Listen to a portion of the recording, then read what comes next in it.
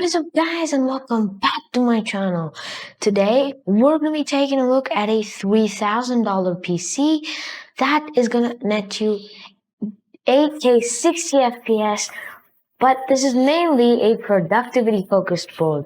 So it's for people who use stuff like SolidWorks, Blender, or even does like video editing and photo editing. So basically the highlight of today's video is going to be the RTX 3090 from NVIDIA.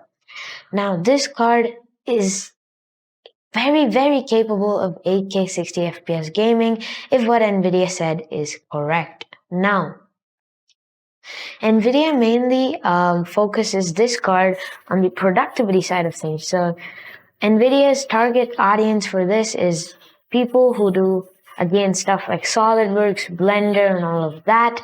So this PC build is really for doing stuff like productivity stuff. So if you want a game, you can do that as well, but this will be a tad overkill for that. So what this really is for people who do productivity and are very serious about it. Now, for today's video, as I said, we're going to be using the RTX 3090.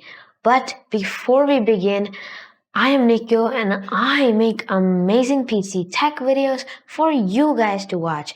So if you are new around here and you do like what I do on the channel, then please hit that red subscribe button down there so you do not miss a future upload from the channel. And on that note, let's begin. Alright guys, so as you can see, this is the brand new RTX 3090 from NVIDIA. Now this card can do 8K 60 FPS gaming, and if it can do 8K 60 FPS gaming, then it can obviously do 4K 120 FPS gaming. Now this card has a whopping 10,496 CUDA cores.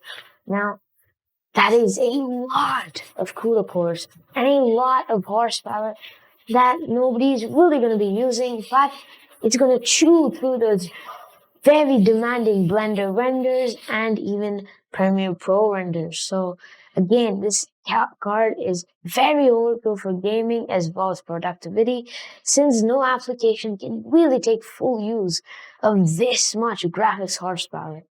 So as I said, the 3090, $1,500, it's replacing the Titan RTX, and this is going to be the GPU for our build.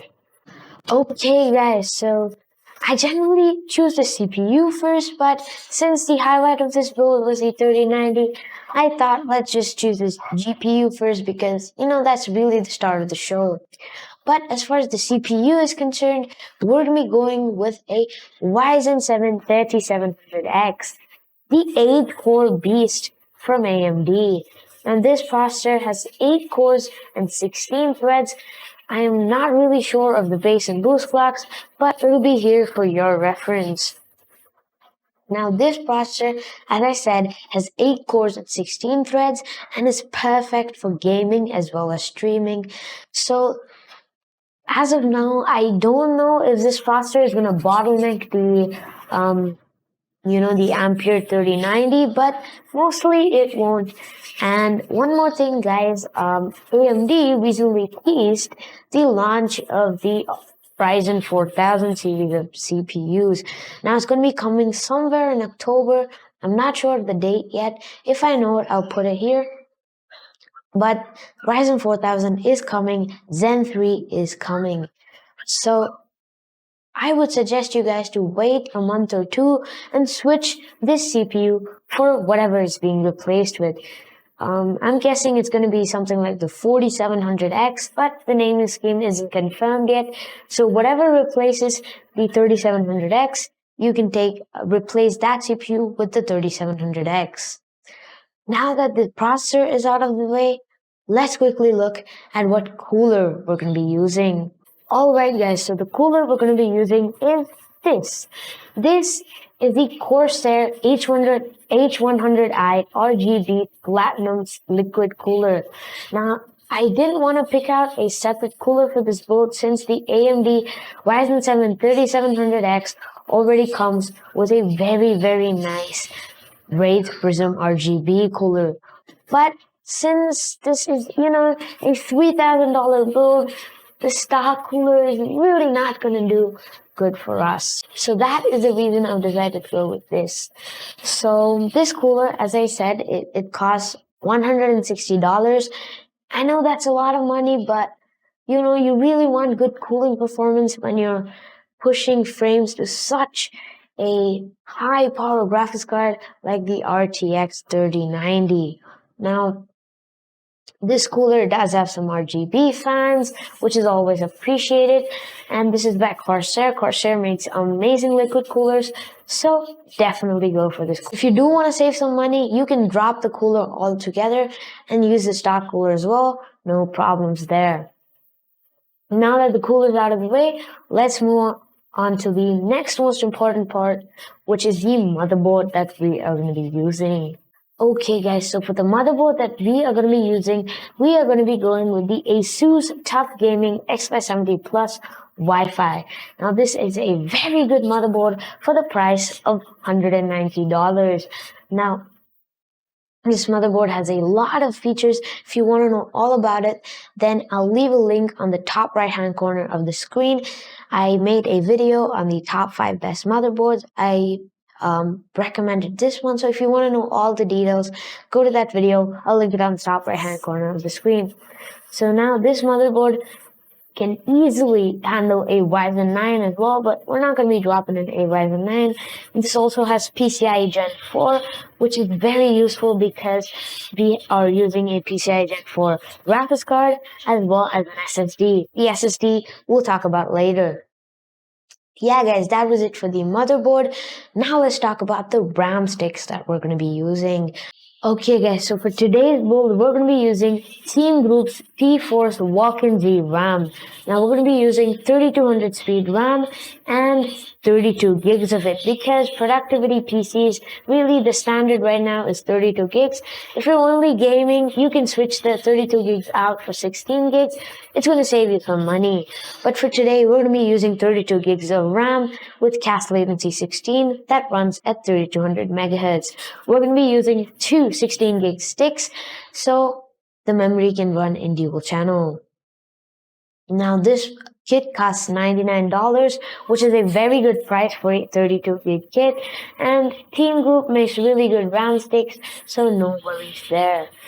Now let's move on to the storage part of this build. Alright guys, so for the storage, we're going to be going with an all SSD storage this time.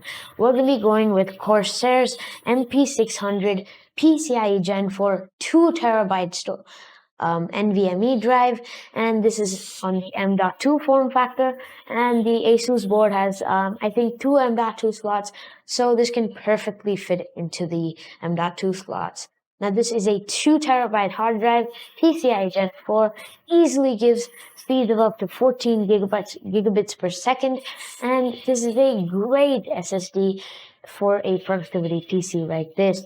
Now if you do want to save some money, what you can do is switch out that really quick NVMe SSD for a small SATA based SSD and a hard drive. You're going to save a couple of $100 there.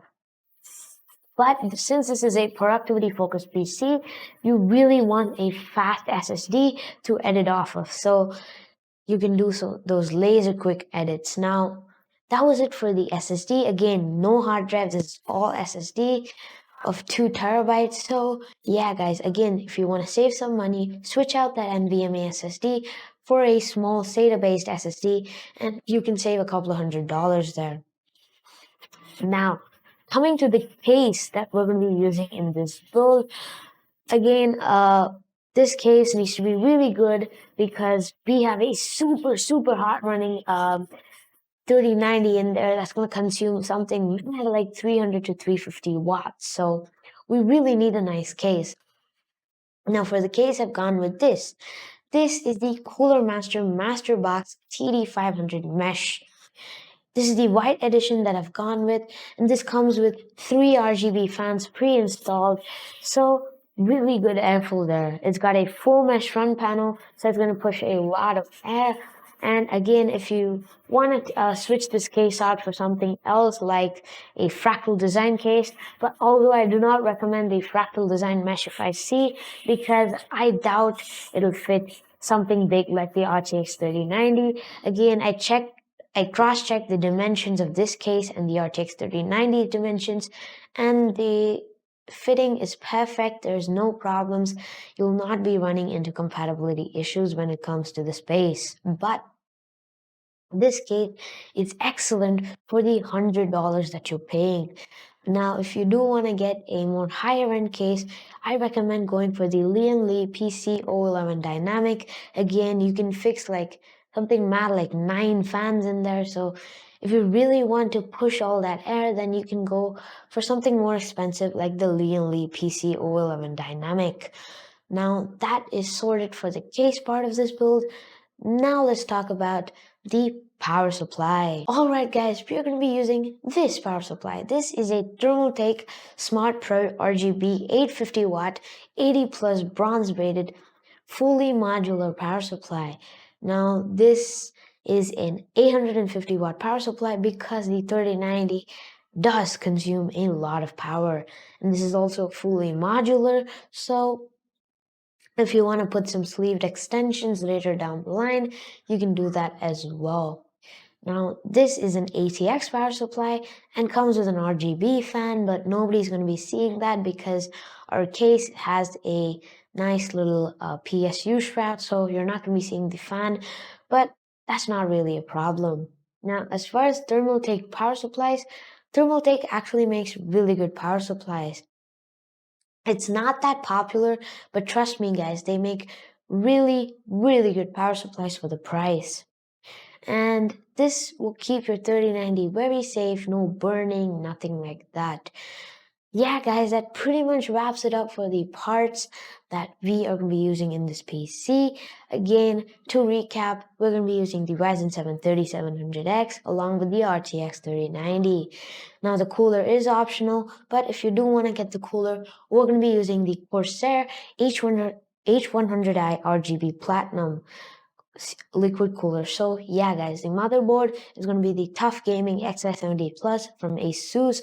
The RAM is going to be Team Group's T-Force Vulcan Z RAM, 32 gigs of RAM. So yeah, and we are also going to be using Corsair's MP500 PCIe Gen 4 2TB SSD, no hard drive whatsoever, and the case is going to be the Cooler Master Masterbox TD500 mesh, full mesh front panels, 3 fans pre-installed. You cannot go wrong with that.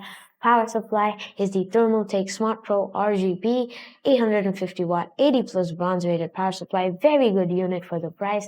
The total comes down to $2,829. I just rounded off to $3,000 because yeah guys, so that pretty much wraps it up for the video. If you like the video, leave a like, and if you are new around here and you like what I make, then please hit that red subscribe button right now along with the notification bell so you do not miss a future video when it goes live. And as always, it's Nikhil signing off from Nikhil Talk Tech, and I'll see you guys in my next one. Peace.